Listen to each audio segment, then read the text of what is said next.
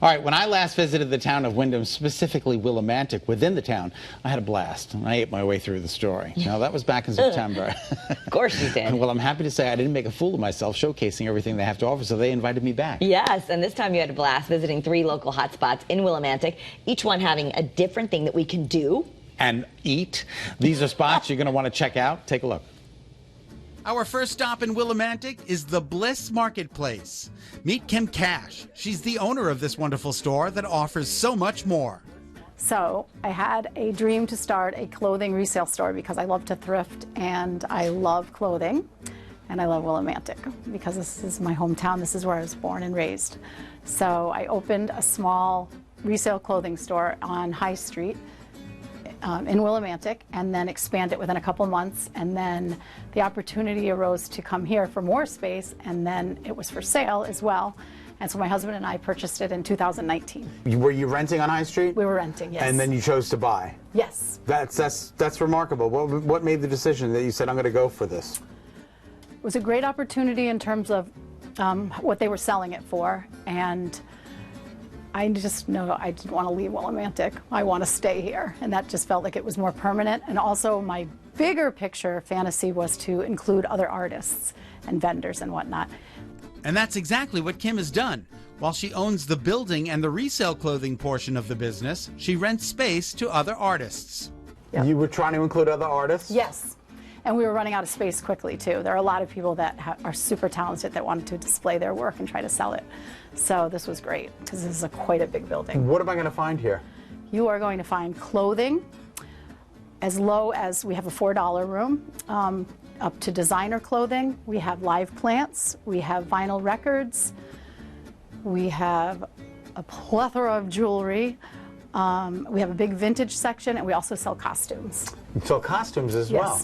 So there's new and used here? There is new and used, yes, Okay. absolutely. All right, There's terrific. definitely an eclectic mix of everything. And who are your customers? Who's your clientele? Everybody?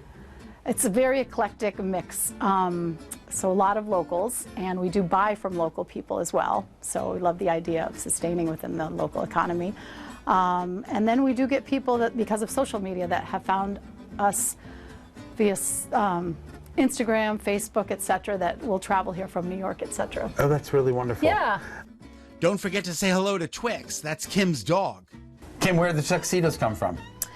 Well, we rent them here. I bought the business from a local business called Ray Jeans down the street that sold their business to a local business called Trigo that sells pizzas. Trigo sells pizzas, and I'm hungry and I'm ready for lunch. Let's go to Trigo. The restaurant is literally up the street. That's where I find Patrick Griffin, owner of Trigo Wood Fire Pizza, named after the road Patrick lived on in college. That's where I started to find a passion for food and for cooking. The restaurant is gorgeous.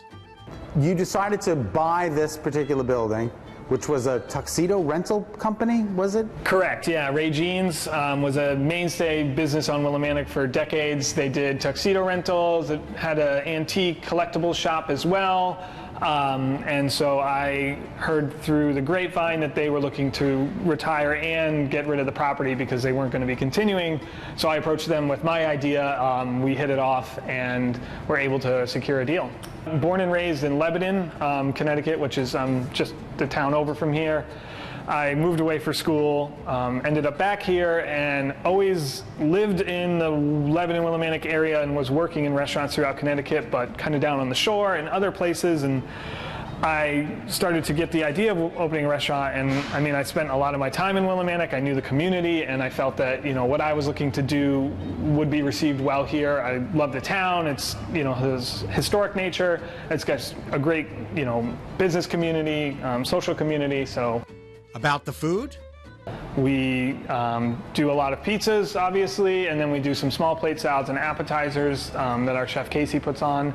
And it's a combination. It's a simple menu, excuse me, but we like to change it up and keep it exciting. We like to call ourselves Willimantic's first Harvest to Hearth restaurant. Harvest to Hearth meaning we do all of our cooking out of a wood-fired oven, which is behind me. So anything that's plated hot comes out of that oven. All of our prep during the day is done through there. And then the harvest part refers to our goals to source as much as we can from local farms. And you can taste that local in the pizza. The name of the place is Trigo. It's right on Main Street in Willimantic. Patrick, we can't thank you enough. Thank you for coming down. It was a pleasure. Pleasure. Well, I probably don't need this extra slice to go because we're actually on our way to Stone Row Kitchen and Bar for yet another cuisine extravaganza. Come on, join us. One step inside, you know this is a special place to dine. Andy Good is the owner. He took this restaurant from rags to riches. I have been in this building now for about 13 years. I started a small coffee shop here, Willimantic, when I was 25 years old. Very cool. I was a fresh graduate off of Eastern, so I'd already been in town about 4 years. And at that point, I had made a good connection with the landlord. He had already started renovating this building. Had no idea what he wanted to put in here. So I would just kind of be around the neighborhood thinking, whatever's going to go in there is going to be really awesome. And one thing after another, I ended up being the person that took over this space. So Willimantic ran as a coffee shop for about 3 years. And then I hooked up with one of my chef friends back in 2012, and we went into a full-service restaurant at that point. I've really always been focused on seasonality and locality. So I try and source as much as I can year-round from about a 30-mile radius of this area. That's really remarkable. I'm rooted in the local economy, and I want my products and my team to be really reflective of that. Steak, it's on the menu. Burgers, yup, and fish too. And how about those desserts? We do amazing desserts here. We have a key lime pie we're doing right now. We have a creme brulee that never leaves the menu. Delicious cocktails, a wine list, espresso drinks. It really is a treat to be here. What I do here tells a story. What I do here is about how a business can benefit a small business. Food can do a lot to jumpstart a neighborhood, jumpstart a community. So it kind of goes hand in hand as me being a business person and an entrepreneur, discovering opportunity, but also doing some good to the community and leaving the place better than how I found it. Absolutely. The town of Windham, specifically Willimantic, invites you to join them for everything they have to offer.